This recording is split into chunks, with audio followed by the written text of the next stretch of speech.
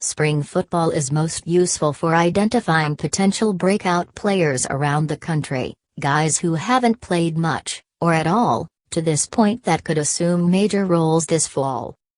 With only a handful of FBS spring games still to be played, here's a look at 15 players who've made big impressions.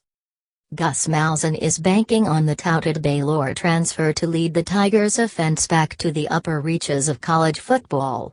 Stidham, who started 2 games as a true freshman at Baylor, did not disappoint in Auburn's spring game, going 16 of 20 for 267 yards in one half. Most notably, he connected on several deep balls, an element Auburn has been sorely lacking.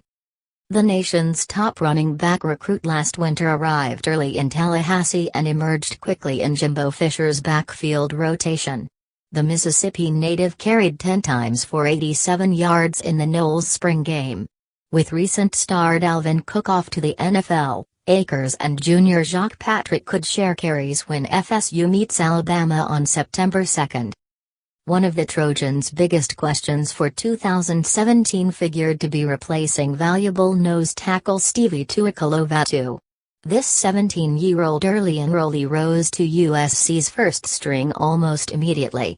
You don't see too many 300-pound men with his athleticism and his quick twitch, Coach Clay Helton said of Tuiakolovatu, who had a spring game-high 4 tackles.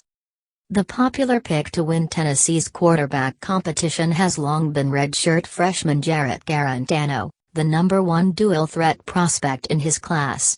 But the less heralded Dormady made quite the convincing case with his spring game performance, finishing 10 of 10 for 120 yards and 2 TDs. He currently holds the lead to replace Josh Dobbs. Several tight early enrollees, most notably QB Tuatagavailoa, stole the show at last Saturday's spring game, but the 5-star South Florida native earned MVP honors. He caught 5 passes for 134 yards and 2 TDs.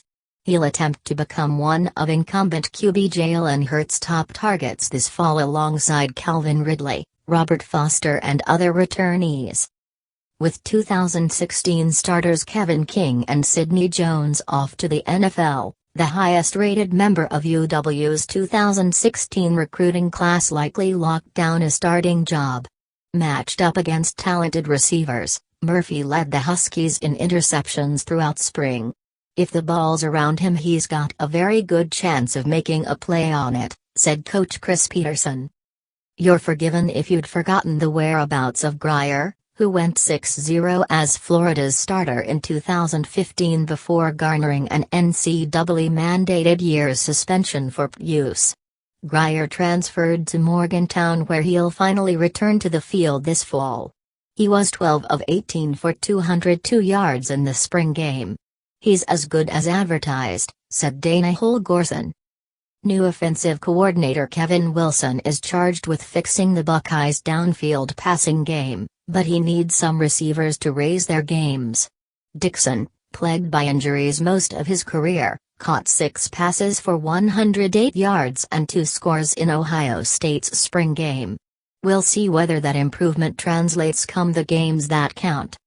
The Irish couldn't muster much of a pass rush in 2016 and badly needed the former top 250 recruit to blossom quickly. That could be coming to fruition. Hayes notched 3 sacks in last weekend's blue and gold game. It's pretty clear that Dayline Hayes is going to be around the football and be a disruptive player for us, said Irish coach Brian Kelly.